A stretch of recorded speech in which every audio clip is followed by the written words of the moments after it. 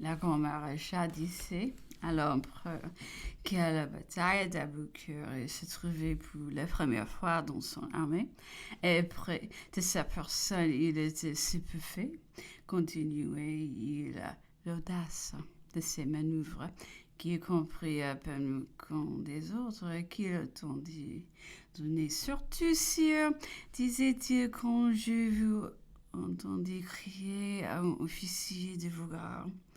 Allons, mon cher Hercule, prenez 25 ans et chargez-moi cette canaille. Vraiment, je me cru hors de mes sens. Votre majesté montrez de la main peut-être 1000 chevaux turcs. Du reste, les pertes de l'armée d'Égypte sont loin d'être aussi considérables que pourrions le faire présumer en seul nom habitué. L'insalubrité du climat, l'éloignement de toutes les ressources de la patrie, les ravages de la peste et surtout les nombreux combats qui ont immortalisé cette armée. Elle était au débarquement de 30 000 hommes. Elle s'accrut de tous les débris de la bataille d'Aboukir et peut-être encore de quelques arrivages partir des France. Et cependant, la perte totale depuis l'entrée en campagne jusqu'à 2 mois auprès les départs du général en chef pour l'Europe, c'est-à-dire dans l'espace de 28 mois, ne s'élève que 8915, ainsi que la preuve, les documents officiels de ordinateur en chef de cette armée. Assurément, il faut bien que le bien d'un homme soit plein de prodiges pour qu'on s'arrête à peine sur un des actes dont on ne trouve pas d'exemple dans l'histoire. Quand César passa le Rubicon, et que la souveraineté fut le résultat, César avait une armée et marchait à son corps défendant.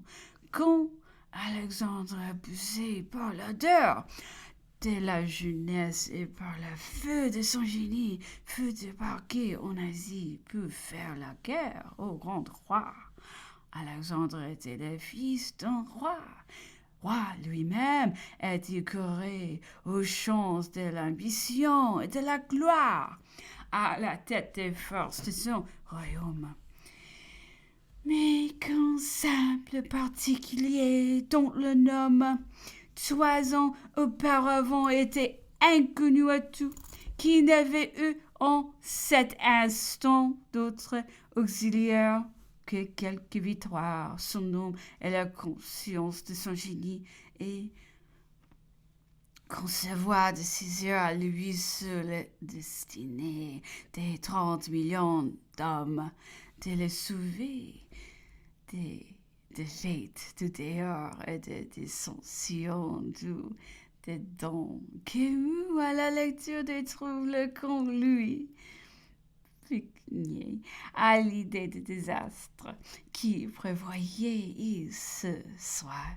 Et criait des beaux parleurs, des bavards perdant l'avance. Il est temps de le sauver, qu'il ait abandonné son armée, traversé le mur, au péril de sa liberté, de sa réputation. Et les s'enfoncer voulait dans la capitale qui et saisit en effet le timon arrêté aux nations, ivre de tous les excès qu'il est placé subitement dans les vrais sentiers de la raison et des principes qui lui est préparé dès cet instant.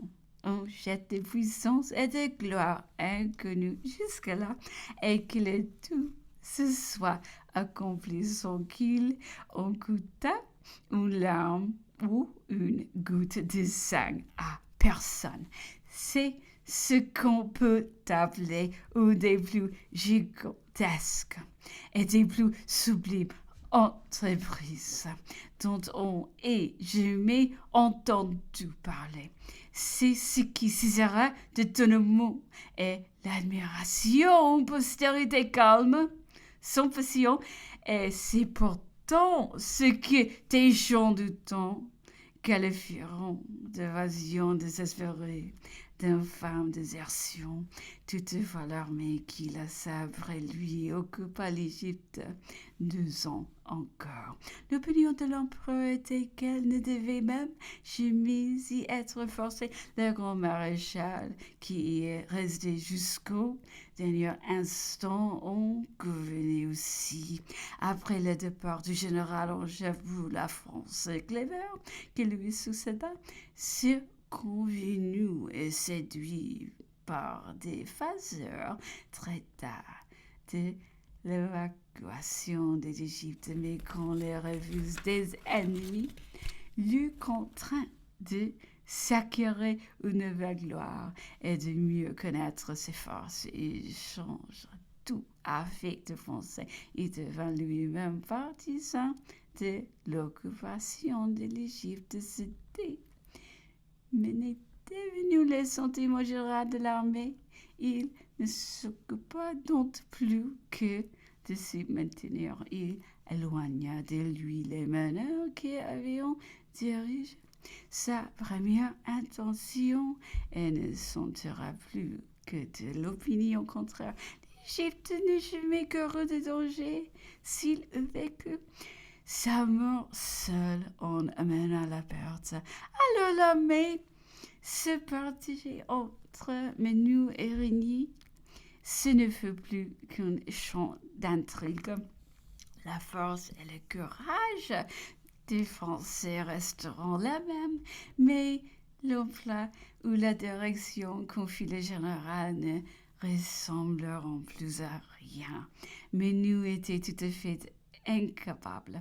Les Anglais viendront l'attaquer avec 20 000 hommes. Il avait des forces beaucoup plus nombreuses et le moral des deux armées ne pouvait pas se comparer par un aveuglement inconcevable. Mais nous se hâta de disperser toutes ces troupes de qui il apprit que les Anglais paraissiront. Ceux-ci se présenteront en masse et ne feront attaquer qu'en détail. Ici, l'empereur disait comme la fortune est aveugle. Avec des mesures inverses, les Anglais usant été infailliblement détruits et que de nouvelles chances pouvaient amener un tel échec. Le débarquement du reste fut admirable, disait la grande maréchale. Au mois de 5 à 6 minutes, ils présenteront 500 hommes en bataille. C'était un mouvement de bras. Ils en feront 3 pareils. 1200 hommes seuls se poseront à ce débarquement et causeront beaucoup de dommages. Très peu de temps de là, cette masse de 13 à 14 000 hommes fut intrépidement attaquée pour le général Lanuse, qui n'en avait que 3 000, qui brûlant d'ambition et ne désespérant pas d'en venir à bout. À lui seul ne voulut attendre personne et renversa tout d'abord. Fit un carnage immense et ce combat, si eux eut seulement 12 ou 3 000 hommes de plus, il remplissait son projet. Les Anglais feront bien surpris quand ils jugeront par eux-mêmes de notre situation en Égypte et s'estimeront bien heureux de la tournure qu'avaient pris les affaires. Le général Hutchinson, qui recueillit la conquête, disait plus tard en Europe que s'ils avions connu le véritable état des choses, ils n'auraient Certainement, je m'étendais le débarquement, mais on était persuadé en Angleterre qu'il n'y avait pas 6 000 Français en Égypte. Cette erreur, bénie des lettres interceptées et des intelligences dans le pays même, tant et dans le caractère français, disait l'empereur, d'exagérer, de se plaindre et de tout défigurer, des grands et mécontentes de ces rapports pourtant n'étant que le résultat de la mauvaise humeur ou des imaginations malades. Il n'avait rien mangé en Égypte, écrivait-on. Toute l'armée avait péri à chaque nouvelle bataille. Les maladies avaient tous importé. Il ne restait plus personne. La continuité de ces rapports avait fini par persuader Pitt, et comment ne l'a-t-il pas été? Dans les mains du premier consul tomberont les dépêches de son successeur adressées au directoire et les lettres de l'armée, qu'on explique, si l'on peut, les contradictions qu'elles sont fermées, qu'on se serve, si l'on veut. Ensuite, d'autorité individuelle pour soutenir son opinion. Cléber, général en chef, montait au directoire qu'il n'avait que 6 000 hommes, et dans le même paquet, les états de l'inspecteur auraient vu en montrant au-delà de 20 000. Il disait qu'il était sans argent, et les comptes du trésor montrant des grandes sommes.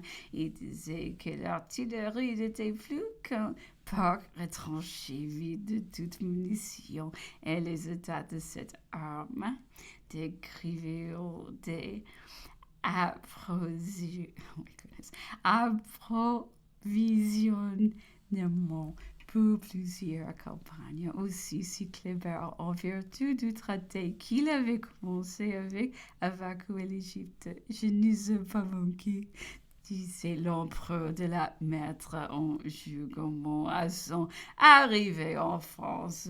Toutes ces pièces contradictoires avaient été déjà soumises à l'examen et à l'opinion du Conseil d'État.